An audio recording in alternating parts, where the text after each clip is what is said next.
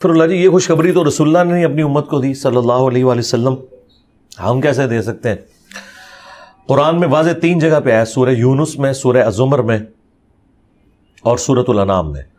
قل انی اخاف ان عصیت ربی عذاب یوم عظیم، اے نبی تم فرماؤ کہ بالفرض اگر میں بھی اپنے رب کی نافرمانی کروں تو مجھے بھی اس بات کا خوف ہے کہ بڑے دن کا عذاب مجھے بھی آ پکڑے گا۔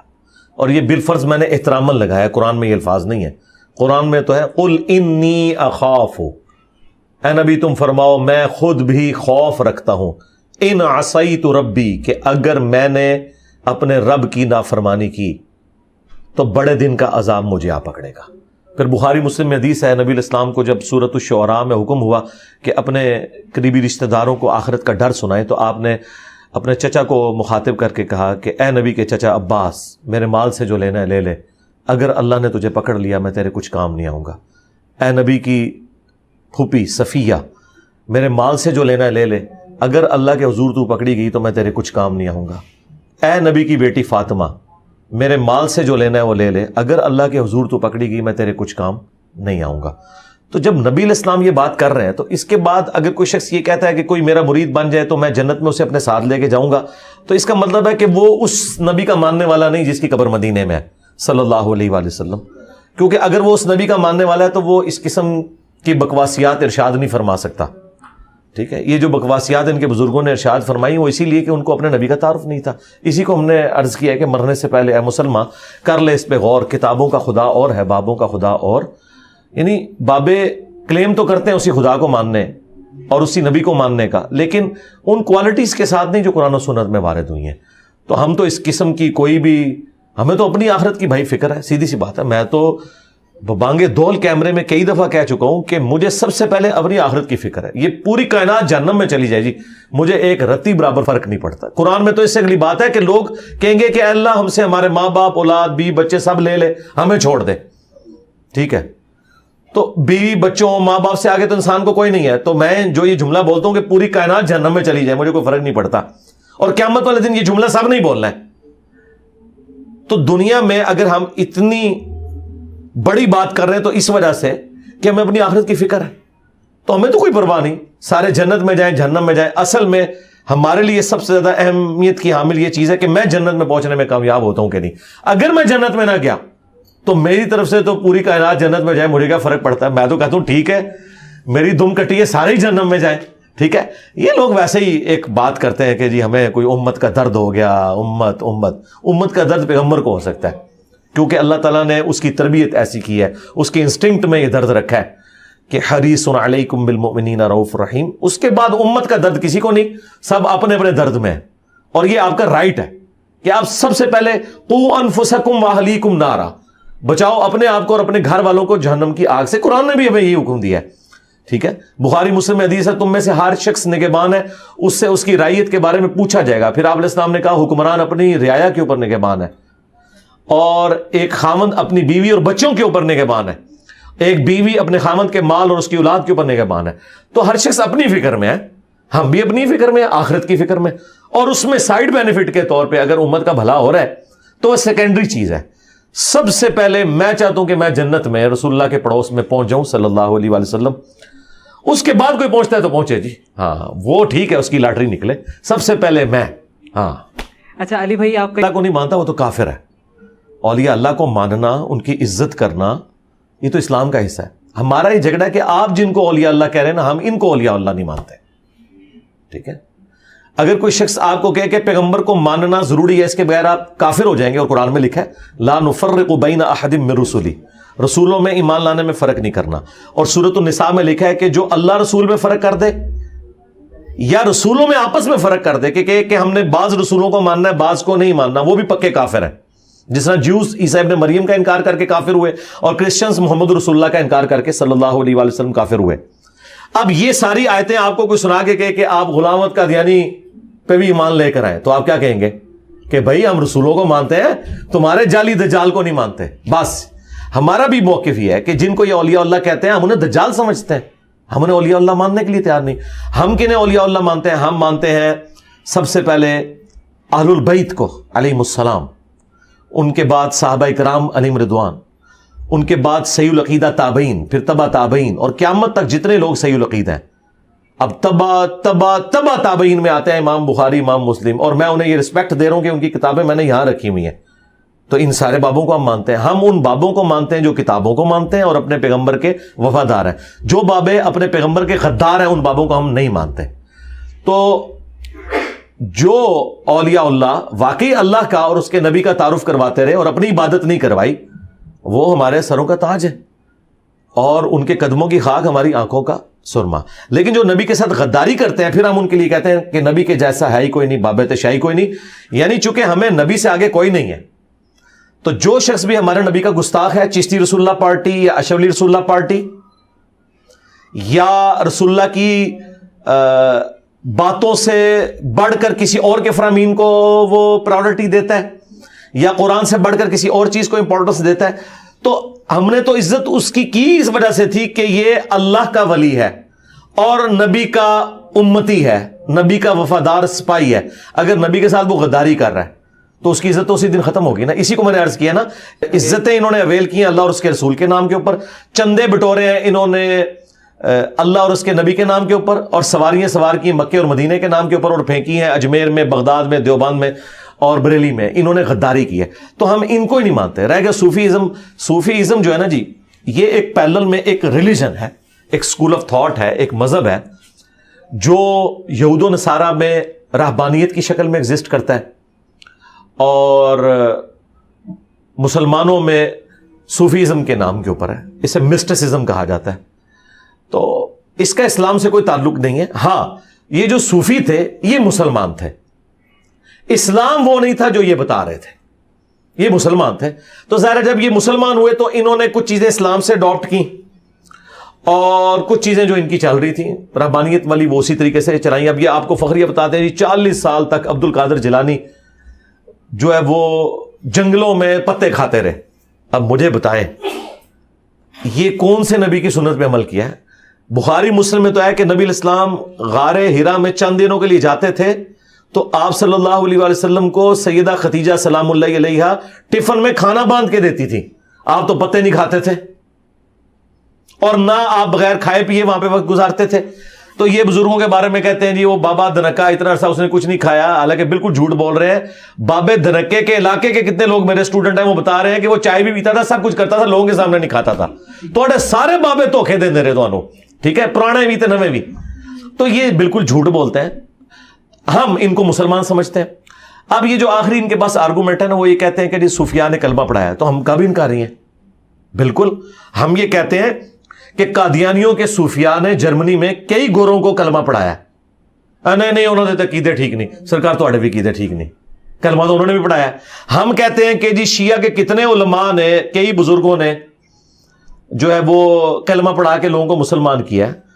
آج ایران میں جو اتنے بڑے لیول کی ریولوشن ہے وہ کوئی صوفی حنفی سنی تو نہیں لے کے آیا، یا شافعی کوئی سنی تو نہیں لے کے آیا، وہ ایک شیعہ عالم لے کے آئے. کہتے نہیں ان کے عقیدے غلط ہے. تو پھر آپ یہ دلیل کیوں بناتے ہیں کہ کلمہ پڑھانا کسی کی بزرگی کی دلیل ہے؟ اور سب سے بڑھ کر ان کے اوپر جو میں سمجھتا ہوں بہت بڑی آزمائش پڑی وہ ڈاکٹر ذاکر نائک ہے. یہ کہتے تھے 90 لاکھ ہندوؤں کلمہ پڑھا چھڑیا، اور 90 لاکھ تو اس ٹائم بادی نہیں سی. اچھا، ڈاکٹر ذاکر نائک نے تو کیمرے میں سینکڑوں ہندوؤں کو کلمہ پڑھایا اور اس کی پاداش میں وہ حضرت ابراہیم علیہ السلام کی طرح غریب الوطنی کی زندگی گزار رہے ہیں. تو بریلویوں نے انہیں کیوں نہیں ولی اللہ مان لیا؟ تو پتہ کیا کہیں گے؟ نہیں کلمہ تے پڑھایا پر عقیدے ادھر ٹھیک نہیں. تواڈے بابے دے بھی عقیدے ٹھیک نہیں بھائی. چلو نسو چکو اپنے بابے تو لے جاؤ. جی جو ان کلموں کو صحیح سمجھتے ہیں وہ دار اسلام سے خارج ہیں. ہم کب کہتے ہیں؟ اب رہ گئے پرانے لوگ جو مر چکے. ہمیں نہیں پتا، ہو سکتا ہے توبہ کر کے مرے ہو سکتا ہے ان کی کتابوں میں تحریف ہوگی ہو، تو ان کے بارے میں بھی ہم کوئی حکم نہیں لگا سکتے. ہمارے سامنے آج کوئی آ کے کہنا میں چشتی رسول اللہ کو جائز سمجھتا ہوں، میں آج ہی اسے کافر کہتا ہوں. اب تو آپ دیکھ رہے ہیں ایک ایک کر کے وہ تو انکاری ہو گئے. ٹھیک ہے نا، انکاری ہونا ہی اس بات کی دلیل ہے کہ انہیں بھی پتا ہے یہ کفر ہے. اور بریلوی پچھلے 100 سال سے اشولی رسول اللہ کو کافر تو کہہ رہے ہیں، تو میں نے کوئی نئی بات تو نہیں کی ہے. تو معرفت کی بات کہہ کے اسے جب وہ ایک قسم کی باطل تعویل کر کے اس کا جواب دینے کی بھی کوشش کرتے ہیں نا، تو مانتے ہیں کہ یہ کلمات کفر ہے، لیکن وہ کہتے ہیں ان کو ہوش نہیں تھی اور پاگل بندے سے قلم اٹھا ہوا ہے. جو بخاری میں تعلیقاً مولا علی کا قول ہے اور سنن ابن ماجہ میں مرفوعاً نبی الاسلام سے مولا علی نے روایت کیا کہ 3 لوگوں سے قلم اٹھ گیا ہے، پاگل شخص سے، سویا ہوا شخص اور جو بچہ ہے. تو وہ کہتے ہیں چونکہ ان کو ہوش نہیں تھی تو اس وقت انہوں نے یہ جو بکواسیات ارشاد فرمائی ہیں اس کی وجہ سے ان پہ گرفت نہیں ہوتی، لیکن ہے کفریات ہیں جو انہوں نے بکی ہیں. تعویل ادھر کرتے ہیں، یہ کسی کی جرت نہیں ہے کہ یہ کہے کہ وہ ہوش میں تھے اور انہوں نے بالکل ٹھیک کیا.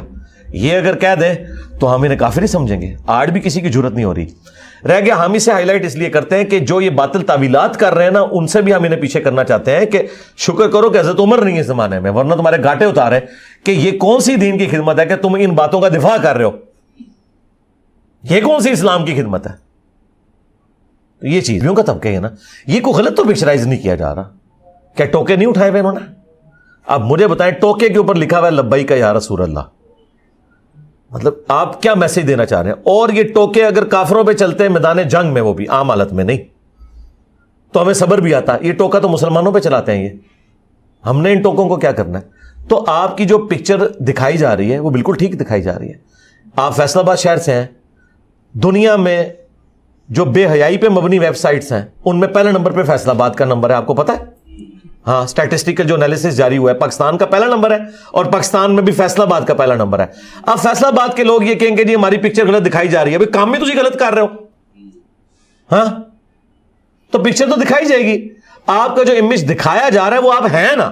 ہاں اب آپ یہ کہیں گے نہیں میجورٹی لوگ تو ٹھیک ہیں، یہ چند لوگ ہیں جن کی وجہ سے بدنامی ہو رہی ہے. تو یہ چند لوگ جن کی وجہ سے بدنامی ہو رہی ہے وہ آپ کے ہیں نا، تو صفائی آپ نے کرنی ہے نا.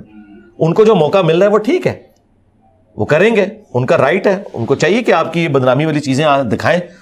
پھر بھی تو آپ لوگوں نے کوئی دیکھیں، اگر بریلویوں کی بدنامی ہوتی ہے مزارات پہ ڈھول ڈمکوں اور قبروں پہ سجدے کی وجہ سے، احمد بریلوی صاحب اس کو حرام سمجھتے ہیں، بریلوی علماء بھی حرام سمجھتے ہیں، تو کیا آج تک کسی مزار سے انہوں نے یہ ڈھول ڈمکے ختم کروانے کی کوشش کی ہے؟ الٹا یہ لڑ پڑیں گے. میں آپ کو بتاؤں، میں 2000 آلموسٹ 7-8 کی بات ہے، بلکہ اس سے بھی پہلے کی ہے، 6-7 کی بات ہوگی. میں گولڈا دربار پہ بیٹھا ہوا تو وہاں پہ انہوں نے لکھ کے لگایا کہ یہاں عورتیں نہیں آ سکتی، اس کے باوجود عورتیں آتی ہیں وہاں پہ، لکھ کے لگایا ہوا ہے. اچھا ہاں، وہ جو چند سٹیپ چڑھ کے قبر ہے نا، وہ سٹیپ نہیں چڑھنے دیتے، ان سٹیپس کے اوپر کے سائڈ پہ کھڑے ہو کے وہ دعا کر لیتی ہیں قبر پہ، اور وہ انہوں نے باطل تعویل کی ہے جی قبر پہ نہیں آ رہی. حالانکہ یہ مطلب یہ قبر ہے، یہ سٹیپ پہ اور یہاں کھڑی ہوئی ہوتی ہیں، ٹھیک ہے، 3-4 فٹ کا فاصلہ ہوتا ہے، اور وہ کہتے ہیں کہ نہیں جی قبر کے اوپر تو نہیں گئی، وہ نیچے کھڑی ہوئی ہیں. تو وہاں پہ لوگ سجدہ بھی کرتے ہیں، طواف کرتے ہیں.